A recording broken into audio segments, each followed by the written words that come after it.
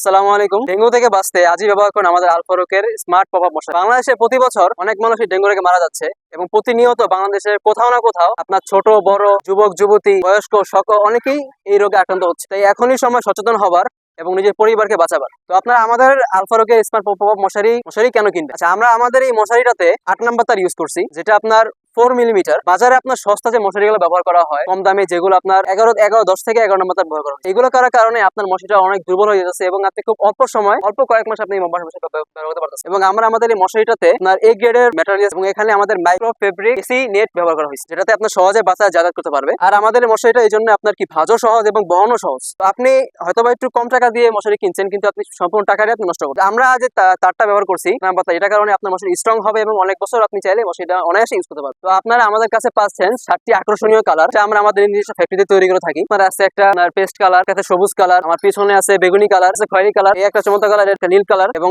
এখানে আছে গোলাপি কালার এবং আমার হাতে দেখতে পাচ্ছেন আপনারা একটা আকর্ষণীয় কালার।